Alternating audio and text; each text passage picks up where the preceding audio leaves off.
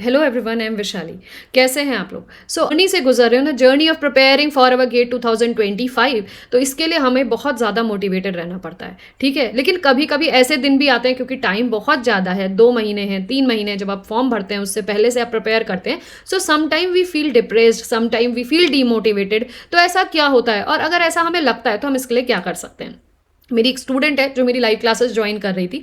उससे मैंने पूछा, भाई तुम लाइव क्लास क्यों नहीं ज्वाइन कर रही हो? उसने मुझसे कहा कि मैम मैं तो डिमोटिवेट हो गई हूँ, मुझे अभी समझ में ही नहीं आ रहा कि एक टॉपिक कर लिया, दूसरे टॉपिक को मैं कैसे शुरू करूँ।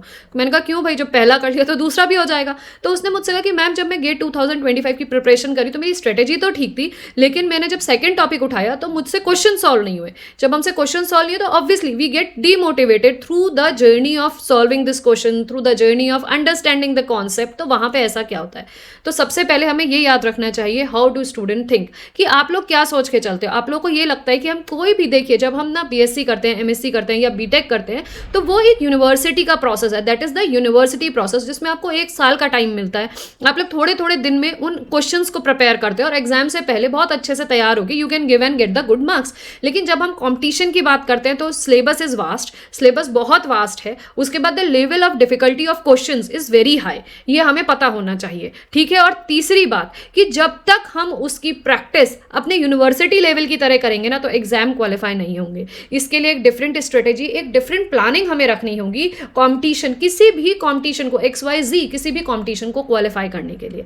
बच्चे यूजुअली क्या सोचते हैं ना, कि अगर हमने कोई कंपटीशन के लिए फॉर्म फिल किया है तो हम लोग उसको किस तरीके से प्रिपेयर करेंगे, हम y इक्वल टू 2x के ग्राफ में जाएंगे, हम एक्सपोनेंशियल ग्राफ पे काम करेंगे, कि हमारे को हमेशा क्या है, अच्छा ही अच्छा कॉन्सेप्ट मिलता रहेगा, कभी भी हमें फेलियर नहीं मिलेगा। जैसे यूनिवर्सिटी में क्वेश्चंस रहते हैं, बुक रहती है, प्रीवियस ईयर क्वेश्चंस रहते हैं, आपने लॉन्ग क्वेश्चंस तैयार किए और आप सेटिस्फाई हो गए। बच्चों, जब हम कंपटीशन के बारे में बात करते हैं ना, तो ये स्ट्रेटेजी यहाँ फॉलो नहीं करती। आप लोगों को लगता है कि every day is a good day, आपने आज 7 घंटा पढ़ा, कल भी 7 घंटा पढ़ेंगे, परसों भी 7 घंटा पढ़ेंगे, हर दिन क्वेश्चन सॉल्व हो रहे हैं, पहले दिन हो रहे हैं तो दूसरे दिन भी सॉल्व होंगे, पहले दिन मॉक पे नंबर आ रहे हैं तो दूसरे दिन भी मॉक पे नंबर आएंगे। So this is really not possible. यहाँ पे कंसिस्टेंसी का मतलब ही ये है कि एक दिन गिरोगे, एक दिन उठोगे, फिर दूसरे दिन गिरोगे, तीसरे दिन उठोगे, और शायद 2-3 दिन उठ के तीसरे दिन फिर उठना सीख जाओगे। तो इस जर्नी में और उस जर्नी में बहुत डिफरेंस है, इसलिए मोटिवेशन आपको बनाए रखना पड़ता है। सबसे पहले हमें काम करना होगा अपने थॉट प्रोसेस पे, ये ध्यान रखिएगा, ठीक है। नेक्स्ट अगर मैं बात करूं तो एक्सपेक्टेशन बच्चों की क्या रहती है और रियलिटी क्या रहती है। एक्सपेक्टेशन तो बच्चों की हमेशा ये रहती है कि हमने आज क्वेश्चंस किए, हमारे क्वेश्चन सही हो जाएंगे। लेकिन रियलिटी क्या होती है, हमने 2 क्वेश्चन किए, तीसरा क्वेश्चन हमसे हो ही नहीं रहा। वो तीसरे क्वेश्चन ने मेरे 5 घंटे ले लिए, जबकि 2 क्वेश्चन मैंने 2 मिनट में कर लिए थे। अब उस तीसरे क्वेश्चन को समझने के चक्कर में हम लोग 5 घंटा लगाते हैं, और उस 5 घंटे के दौरान जब टाइम खत्म हो जाता है अपना पढ़ने का और दूसरा दिन आ जाता है, तो हमें लगता है कि अब हमसे नहीं हो पाएगा, अब ना हो पाएगा। तो ये वाली जो चीज़ है ना, ये आपको छोड़नी पड़ेगी। And you have to understand this कि रियलिटी ये है कि यहाँ पे जैसे साइन का ग्राफ होता है ना, अप्स और डाउन्स वो जरूर आएंगे, क्योंकि किसी दिन आपसे ज्यादा नंबर ऑफ क्वेश्चंस होंगे और किसी दिन शायद कोई क्वेश्चन ही सॉल्व ना हो और उस क्वेश्चन ने आपके 2 दिन निकाल दिए। But the journey is to move every day, to walk every day. हर दिन चलना है, छोटे छोटे स्टेप्स चलने हैं। किसी दिन काम नहीं हो रहा तो छोड़ दो, थोड़ी देर रिलैक्स कर लो, just go for what you want to do, जिससे आपको खुशी मिलती हो। गाना सुनो, घूमने जाओ, वॉक करने जाओ, योगा करो, एक्सरसाइज करो, देयर आर मेनी थिंग्स। बात करो अपने पेरेंट्स से, कुछ भी करो, बट अपने मूड को चेंज करो, बट फालतू की रील्स को स्क्रॉल मत करो, ठीक है। तो हमेशा कोशिश करो, मोटिवेशन रखने के लिए आपको छोटे छोटे स्टेप्स चलने पड़ते हैं, है ना, और वही छोटे स्टेप्स आपको सक्सेस तक ले जाते हैं। तो इसके लिए इट इज़ वेरी इंपॉर्टेंट कि आप डीमोटिवेट ना हो, डिप्रेस्ड ना हो, और अपनी पढ़ाई को, अपनी प्रैक्टिस को छोड़ ना दें। फिर 4 दिन का हमने गैप ले लिया, अब 4 दिन का गैप हो तो 5वें दिन प्रेशर बढ़ गया कि भाई अब तो हमारे पास होगा ही नहीं, अब तो ये तो 4 दिन का ये वाला कोर्स रह गया, अब दूसरा सब्जेक्ट मैम ने स्टार्ट कर दिया। तो always set the realistic expectation for you कि मुझे, हाँ आज 3 घंटा पढ़ना है तो मैं 3 घंटा ही पढ़ूंगी, और चाहे मुझसे 4 ही क्वेश्चन सॉल्व होंगे, मैं 4 क्वेश्चन अपने एग्जाम तक सॉल्व करती रहूंगी, and you will get a good result. तो don't put an unrealistic expectation for you, which is very important to go for the realistic expectation. आपके दिमाग में रियलिटी ही ध्यान में रख के चलिएगा। और क्योंकि सिलेबस इतना ईजी नहीं है कि आप उसको थोड़े ही दिन में कर लें, it takes your time. Every day जब भी चैप्टर पढ़ें तो 3 या 4 दिन बाद गो फॉर रिविजन। रिविजन हमें जरूर करना है, क्योंकि जब एक टॉपिक खत्म हो जाता है ना, दूसरे के लिए क्वेश्चन आता है कि मैम अब रिविजन कैसे करें, हम तो लीनियर पढ़ रहे हैं, पीडी भूल गए, पीडी कर रहे हैं, कैलकुलस भूल गए, कैलकुलस कर रहे हैं, एलपीपी तो गायब ही हो गया।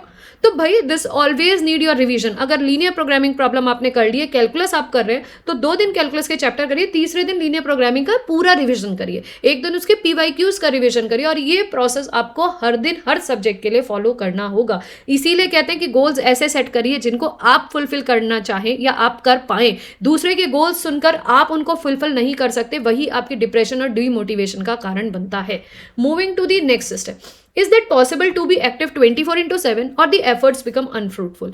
इसका मतलब यह है कि बच्चों को लगता है कि हम 24 में से 24/7 हम एक्टिवली एनर्जेटिकली काम कर सकते हैं, पढ़ सकते हैं। एक क्वेश्चन गलत नहीं होगा, सारे क्वेश्चन सही पहले दिन से होने लगे। How it can happen. हम भी टीचर्स हैं, पिछले 5 साल से लेक्चर्स ले रही हूँ, लेकिन कितनी बार होता है कि मुझसे भी क्वेश्चन गलत हो जाते हैं, but I try to do it 2 बार 3 बार। I try the theory which is given in the background, I try to clear my concept, उसके बाद ये चीजें आती हैं। पहले तो हमसे भी बहुत गलतियां हुई, दूसरे बार में वो इंप्रूव करा, तीसरे बार में और थोड़ा इंप्रूव करा, चौथे बार में अपने टीचिंग में ही इंप्रूव होने लगे, 5वीं बार में नंबर ऑफ क्वेश्चंस बढ़ गए। तो this is the regular process, this is the consistently you have to work for. जब भी आप एक कांस्टेंट का ग्राफ देखते हो ना कि वो चलता रहता है, कहीं पे गिरता नहीं, यही आपको सीखना है कि आपको कंसिस्टेंटली चलते ही रहना है, चाहे आप गिरें चाहे आप उठें, बट लगातार चलने का काम आपको करना है। चाहे आप एग्जाम में कोई भी कॉम्पिटिशन क्वालिफाई करने का मन बना रहे हो, बट ध्यान रखिएगा consistency is always be the की फॉर यू। डीमोटिवेट होने की जरूरत नहीं है। जब डीमोटिवेट होते हैं तो जो भी चीज आपको पसंद है वो थोड़ी देर करिए, अपने पेरेंट्स से बात करिए, डिस्कस विद देम कि ऐसा हो रहा है, they are such an experienced person, वो आपके साथ शेयर करेंगे कि आपको क्या करना चाहिए। थोड़े दिन अपने पेरेंट्स के साथ वॉक करने के लिए चले जाइए, मैं ही करती थी।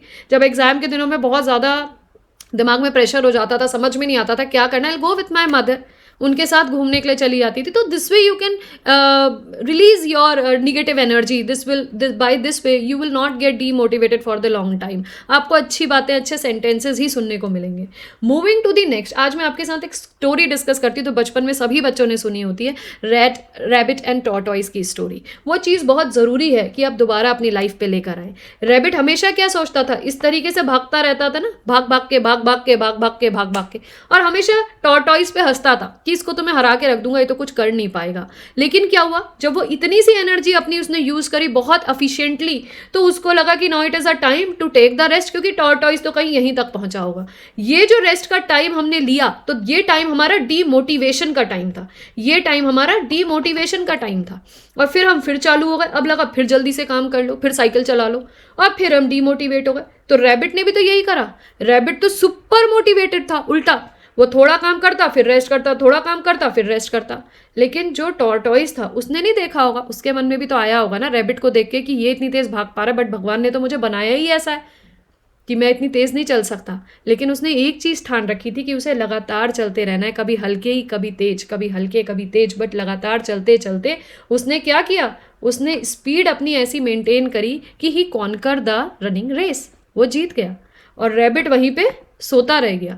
तो ये बहुत ज़रूरी है। यहाँ से लर्निंग क्या है कि हम सबसे पहले ये समझें कि हमारे अंदर कितना कैलिबर है, हम कितना कर सकते हैं, हम हर दिन कितना टाइम दे सकते हैं। तो very important, live in reality, make your proper efforts to fulfil your reality, your goal should be real, okay, and your efforts which you are putting it should be proper, it should be strategically correct, जिनको आप सही से लगा सकें।